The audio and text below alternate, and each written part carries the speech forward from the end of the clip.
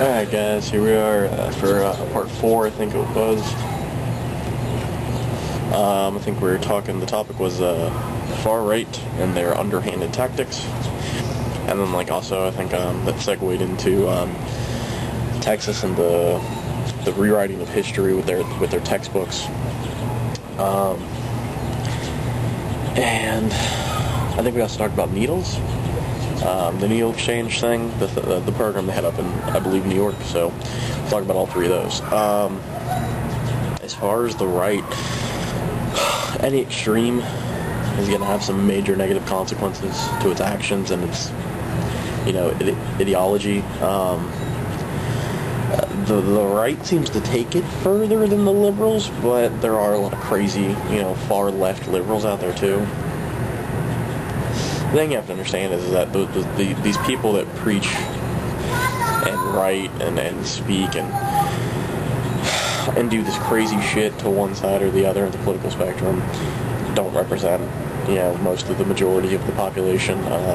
Most people fall in the middle, they fall in the center, and just lean left or right. And then you have some people that are kind of in between the really far end nutbags, who are kind of there, that could go either way. But for the most part, most people fall in the center with it. So I'm not exactly thrilled about the Tea Party movement. I think the right-wing nuts are getting a little more of a voice than they already had, with Beck and Limbaugh. And I hate those social commentators. Not fans of theirs at all. I respect their right to say what they do. I just don't agree with it. And I think they make a bigger deal out of some very small things that if it were a different president, and I'm not saying Bush, but, if the new Ronald Reagan were doing it, I think they'd be all for it. They'd fucking love it. Just, theory love. But, as far as the Texas textbook education, system thing, I want to hear what Nataku says, especially if he works for him. I didn't know he did.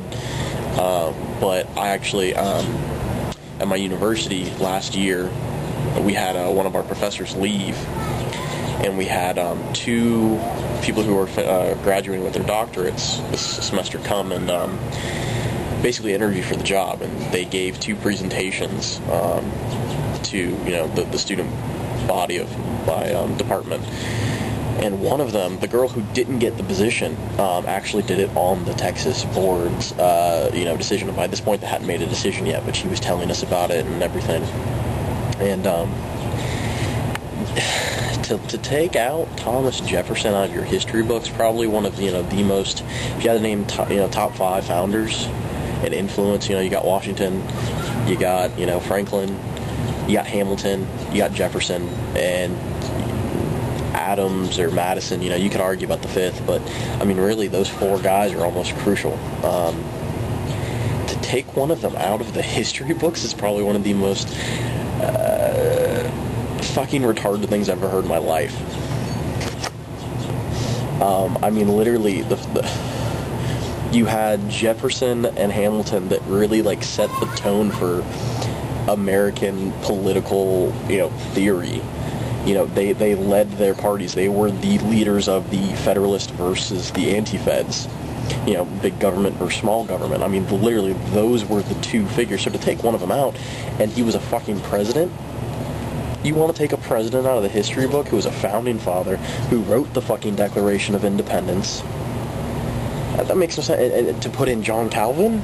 Cool, put in John Calvin. I get it. He started a religion in the United States. That's important. Go ahead, put it in there. I have no problem with that. But to replace Thomas Jefferson with that? That's silly. What the fuck are these people thinking? That's the biggest problem I have with it, is that they literally are trying to rewrite that history, as far as, the Christian morals and all that kind of shit coming into it. I have a problem with it because it is the public school system. I know there's a very big Christian population in Texas. So I'm assuming, granted I've never actually been to Texas, but I'm assuming they have a lot of Catholic or, just Christian schools that, if they want their kids to get that education, they can send them to. My family was Roman Catholic, and they sent me to a Roman Catholic elementary school starting in 3rd grade, and I followed that all the way up to high school. I graduated from a Christian school. So, I mean, I think that if you want that for your kids, you can have it, and there are institutions that are there for it. You don't need to be doing it in the public system. So, I don't know, we'll see. And then also, as far as the needle thing goes with, New York, I think it goes back to, exactly what I was saying in the previous video. That people really have no idea what the hell they're talking about. I'm doing a video. Sorry about that. I had one of my neighbors just wondering why I was talking to my camera, so I had to explain it to her.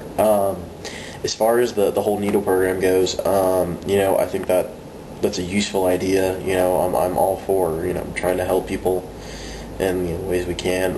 But you're exactly right. Bootleg, people made a really big fucking deal out of that pamphlet shit. I remember hearing about that for like a week, 2 weeks straight. And most of these people never bothered to go and look at the damn pamphlet. All they did, they heard that it taught you how to shoot heroin. And so that's exactly what they started bitching about. I mean, that right there, I remember in one of the previous discussions, where I made a response to you, you said that if the American people were heard, things would be different. You're exactly right.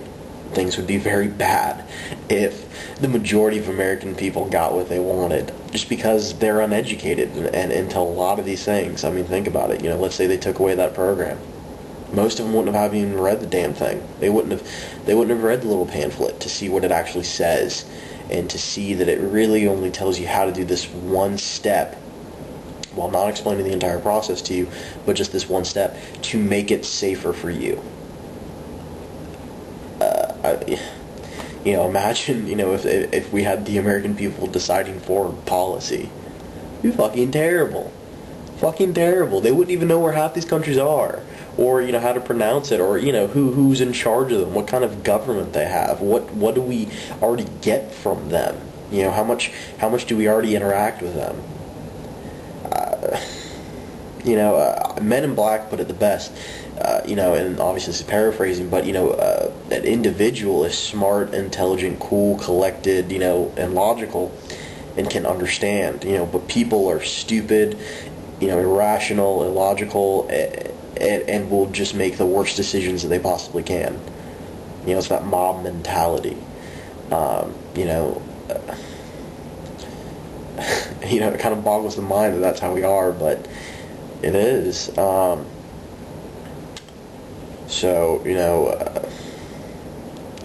But I guess, to finish it up, both ends of the political spectrum, the far left and the far right, do some pretty fucked up shit, tell lies about each other, or make, small things really, really big deals, or, go into conspiracy theories, or, commit hate speech. Literally, and I'm not talking about, the political correctness. I mean, literally, say the things they do in a derogatory fashion to try and defame and hurt, the other people that are not with them.